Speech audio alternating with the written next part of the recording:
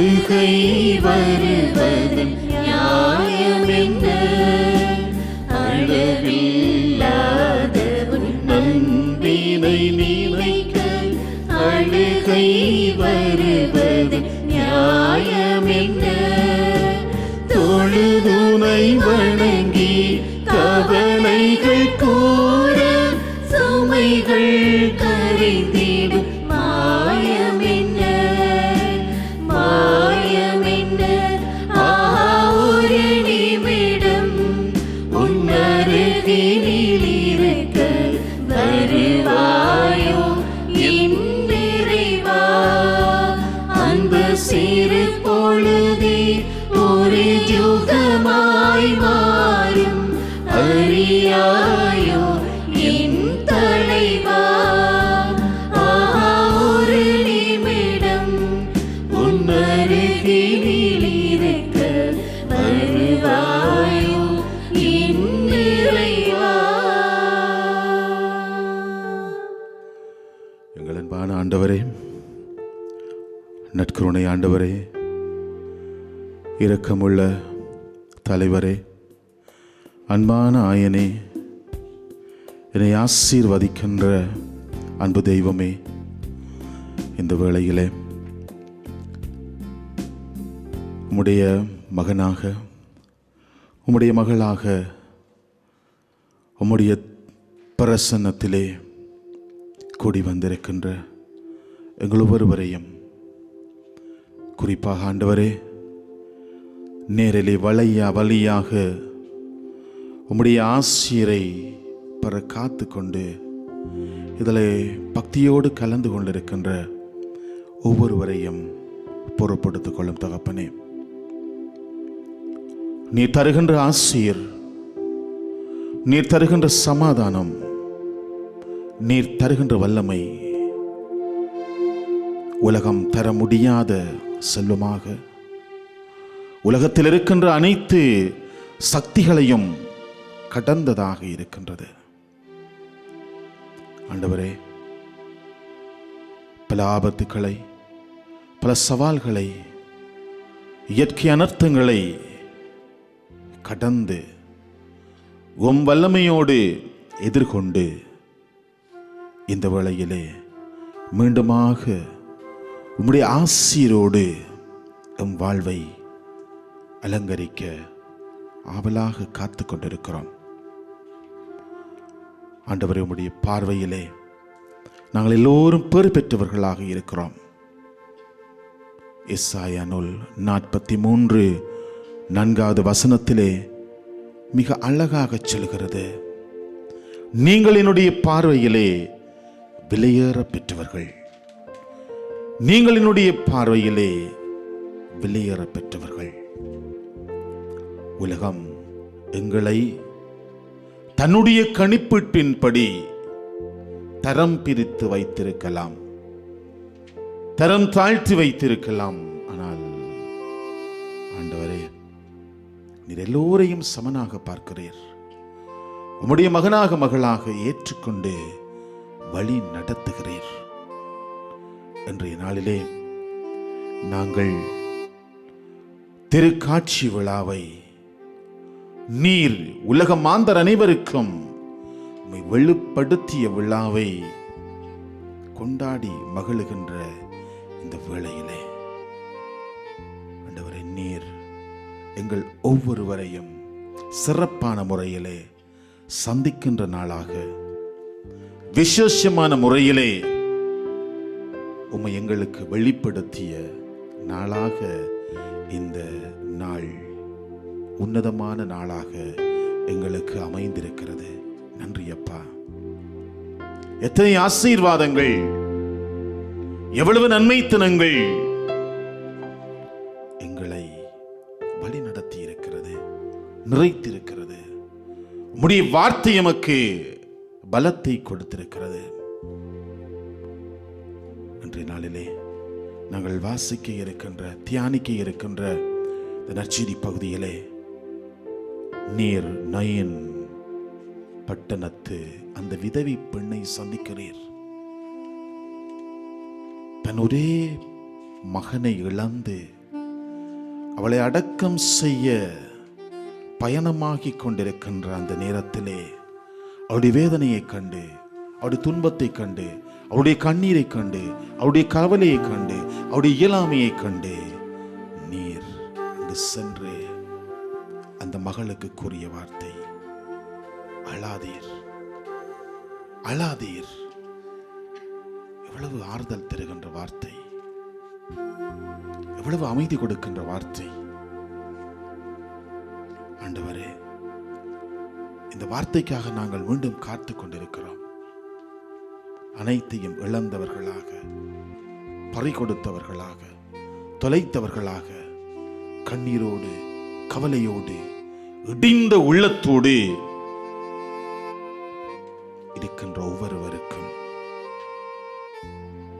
நீர் இந்த நயின் பட்டணத்து விதவை பெண்ணுக்கு கூறிய வார்த்தை ஆறுதல் வார்த்தையாக அமைந்திருக்கிறது.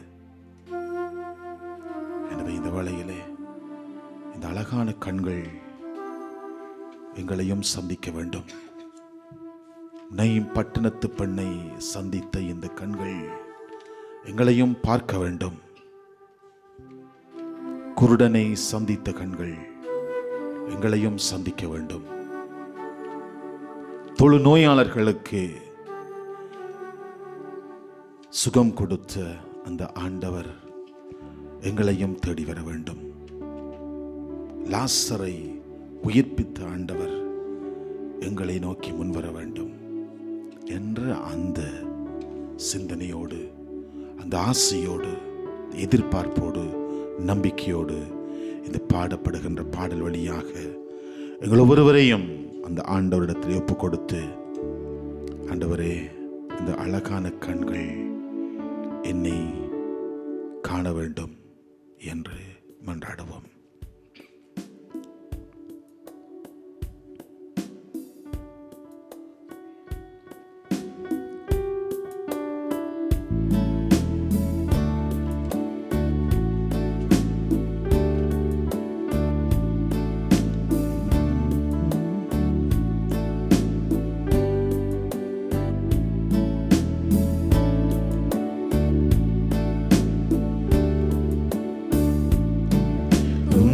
அழகான கண்கள் என்னை கண்டதாலே முடிந்ததென்று நினைத்த நான் உயிர் வாழ்கின்றேன். அழகான கண்கள் என்னை கண்டதாலே முடிந்ததென்று நினைத்த நான் உயிர் வாழ்கின்றேன். யாரும் அறியாத என்னை நன்றாயறிந்தே தேடி வந்த நல்ல நேசரே, யாரும் அறியாத என்னை நன்றாயறிந்தே தேடி வந்த நல்ல நேசரே, அழகான கண்கள் என்னை கண்டதாலே முடிந்ததென்று நினைத்த நான் உயிர் வாழ்கின்றேன். ஆண்டவரே, இந்த உலகம் என்னை தன்னுடைய விருப்பம் போல் பயன்படுத்தி தூக்கி எறிந்திருக்கிறது. இனி எனக்கு தேவையில்லை. இவன், இந்த மகன், இந்த மகள் பிரயோசனமற்றவன் என்ற எண்ணத்தோடு என்னை புறம் தள்ளி இருக்கிறது. ஆனால் ஆண்டவரே, நீர் என்னை தூக்கி அடித்து வைத்திருக்கிறீர். மீண்டுமாக அந்த உதாரி மகனை அணைத்து அந்த தந்தையைப் போல கட்டி அணைத்து உம்முடைய ஆசிரை கொடுத்து உம்முடைய அருளை பொழிந்து ஆண்டவரை என்னை காத்திருக்கிறீர். நன்றி ஐயா. மீண்டும் நீர் என்னோடு பயணிக்க வேண்டும். அந்த அழகான கண்கள் என்னுடைய வாழ்க்கை பயணத்திலே தொடர்ந்து வர வேண்டும் என்று எங்களை ஒப்பு கொடுத்து மன்றாடுவோம். தூக்கி எறியப்பட்ட என்னை வேண்டும் என்று சொல்லி தேர்ந்து கொண்ட நல்ல நேசரே, தூக்கி எறியப்பட்ட என்னை வேண்டும் என்று சொல்லி கொண்ட நல்ல நேசரே, அழகான கண்கள் என்னை கண்டதாலே முடிந்ததென்று நினைத்த நான் உயிர் வாழ்கின்றேன். அழகான கண்கள் என்னை கண்டதாலே முடிந்ததென்று நினைத்த நான் உயிர் வாழ்கின்றேன்.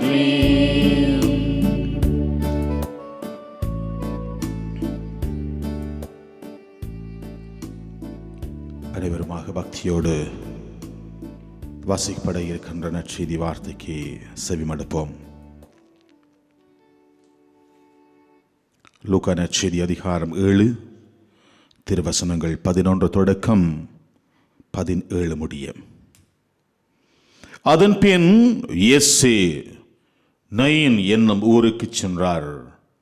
அவருடைய சீடரும் பெருந்திரளான மக்களும் அவருடன் சென்றனர். அவர் அவ்வூர் வாயிலை நெருங்கி வந்தபோது இறந்த ஒருவரை சிலர் தூக்கி வந்தனர். தாய்க்கு அவர் ஒரே மகன், அத்தாயோ கைம்பெண். அவ்வூரைச் சேர்ந்த பெருந்திரளான மக்களும் அவரோடு இருந்தனர். அவரை கண்ட ஆண்டவர் அவர் மீது பரிவு கொண்டு, அழாதீர் என்றார். அருகில் சென்று பாடையை தொட்டார். அதை தூக்கிச் சென்றவர்கள் நின்றார்கள். அப்பொழுது அவர், இளைஞனே, நான் உனக்கு சொல்லுகிறேன், எழுந்திடு என்றார். இறந்தவர் எழுந்து உட்கார்ந்து பேசத் தொடங்கினார். இயேசு அவரை அவர் தாயிடம் ஒப்படைத்தார்.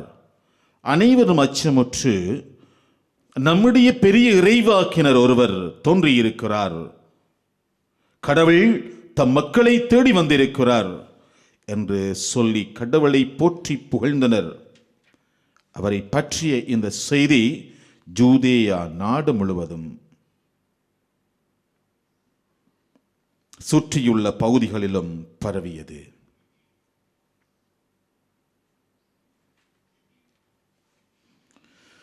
அன்புக்குரிய சகோதரங்களே,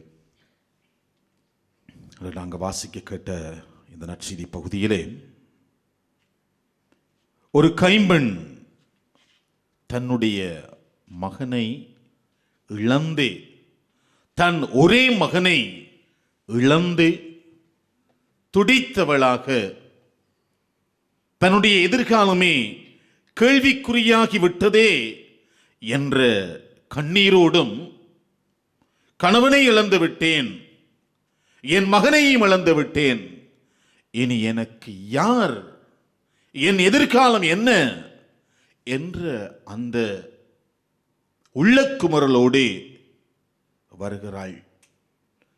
அவளை சூழ அந்த ஊர் மக்கள் அனைவரும் கூடியிருக்கிறார்கள். சிலர் அந்த இறந்த மகனின் உடலை பாடையில் சுமந்து வருகிறார்கள். அங்கேதான் ஆண்டவர் இயேசுவும் வருகிறார். அன்புக்குரியவர்களே, சாதாரணமாக நம்முடைய வாழ்க்கை சூழலிலே ஒரு தாய் தன் கணவனை இழந்து, தன் ஒரே மகனையும் இழந்து தவிக்கின்ற பொழுது எவ்வாறு அந்த ஊர் மக்கள் கூடி அந்த தாயோடு துக்கம் கொண்டாடுவார்கள். ஆனாலும் அந்த நிகழ்வில் மாத்திரம் அல்லது அதை தொடர்ந்து வருகின்ற ஒரு சில நாட்கள் அந்த தாயோடு எந்த உறவாக இருந்தாலும் உடனிருப்பார்கள். ஆனால் நாட்கள் வாரங்களாக, வாரங்கள் மாதங்களாக, மாதங்கள் வருடங்களாக உருண்டோடுகின்ற பொழுது எந்த உறவை அந்த தாயோடு, அந்த கைம்பெண்ணோடு பயணிக்கப் போகின்றது என்பது கேள்விக்குறியாகவே இருக்கின்றது. இந்த வேளையிலே இந்த நயின் என்கின்ற ஊரின் பொருள் அழகானது, சிறந்தது, சிறப்பானது, மகிழ்வானது என்று கிரேக்க மொழியிலே சொல்வார்கள். ஆனால் இந்த அழகான ஊர், சிறந்தது என்று வர்ணிக்கப்பட்ட ஊரிலே அழுகையும் ஓலமுமாக இருக்கின்றது. அங்கேதான் ஆண்டவர் இயேசு வருகிறார். எனவே இவ்வாறாக பல எதிர்பார்ப்புகளோடும், பல திட்டங்களோடும், பல ஆசைகளோடும் வளர்த்து வந்த மகனை இழந்த தாயை நோக்கி ஆண்டவருடைய இரக்கம் அணை கடந்து பாய்கிறது.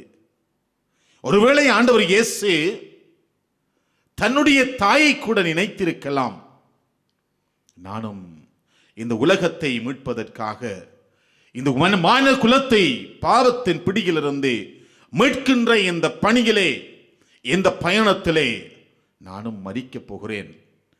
என்னுடைய தாய் கூட இப்படியான ஒரு நிலையில் இருப்பாள் என்கின்ற அந்த சிந்தனை கூட ஆண்டவருடைய எண்ணத்தில் அலைப்பாய்ந்திருக்கலாம். எனவே இரக்கமே உருவான ஆண்டவர் அந்த பெண்ணை நோக்கி நடந்து சென்று, அம்மா அழாதீர், உன்னுடைய வாழ்க்கை முடிந்து விடவில்லை, உன்னுடைய எதிர்கால திட்டங்கள் உடைந்து விடவில்லை, உன் மகனை பற்றிய எதிர்கால சிந்தனைகள் எல்லாம் அழிந்து விடவில்லை, உனக்கு நான் மீண்டும் கொடுக்கிறேன். மீண்டும் சந்தோஷத்தோடு, மகிழ்வோடு, துணிவோடு, நிம்மதியோடு நீ நினைத்த வாழ்க்கையை தொடர்ந்து செல் என்று சொல்லி ஆண்டவர் அந்த பாடையை தொடுகிறார். இறந்த மகன் எழுந்து உட்கார்கிறான், புது வாழ்வை கொடுக்கிறார். எனவே அன்புக்குரிய சகோதரங்களே, உறவுகளை, உடைமைகளை, சொந்தங்களை, நிம்மதியை, சந்தோஷத்தை இழந்தவர்களாக இனி என்னுடைய எதிர்காலம் எப்படி அமையப் போகின்றதே என்ற அந்த ஏக்கத்தோடு, இந்த கைம்பெண்ணை போல கண்ணீரோடு, கவலையோடு இருக்கின்ற ஒவ்வொருவருக்கும், நம்பிக்கையோடு ஆண்டவரை நோக்கி மன்றாடுகின்ற ஒவ்வொருவருக்கும் ஆண்டவர் இன்றைய நாளிலே சொல்லுகின்ற வார்த்தை, அழாதீர், அழாதீர். நீர் வைத்திருக்கின்ற நம்பிக்கை உனக்கு புது வாழ்வை கொடுக்க போகின்றது. நீர் என் மீது வைத்திருக்கின்ற பாசத்திற்கு நான் கைமாறு கொடுக்க போகிறேன். அழாதீர், தொடர்ந்தும் நம்பிக்கையோடு என்னோடு சேர்ந்து உங்களுடைய வாழ்க்கையை அழகாக்கிக் கொள்ளுங்கள். உங்களுடைய வாழ்க்கையை நிறைவாக வாழுங்கள், எனக்காக வாழுங்கள், நான் உங்களுடைய வாழ்க்கையை ஆசீர்வதிப்பேன் என்று சொல்லி ஆண்டவர் எங்கள் ஒவ்வொருவரையும் இந்த சிறப்பான நாளிலே தன்னை இந்த உலக அனைத்திற்கும் வெளிப்படுத்திய இந்த திருக்காட்சி பெருவிழாவிலே எங்களுக்கும் சொல்லி நிற்கிறார். நம்பிக்கையோடு அந்த ஆண்டவருடைய ஆசீரோடு எம்முடைய வாழ்வை, கத்தோலிக்க வாழ்வை சிறப்பாக வாழ்வோம், ஆண்டவருக்குரிய வாழ்வாக மாற்றுவோம். அவருடைய ஆசீர் பெற்ற மக்களாக பயணிப்பதற்கு முழந்தால் படியிட்டு அவருடைய ஆண்டவருடைய ஆசீரை பெற ஆயத்தமாவோம்.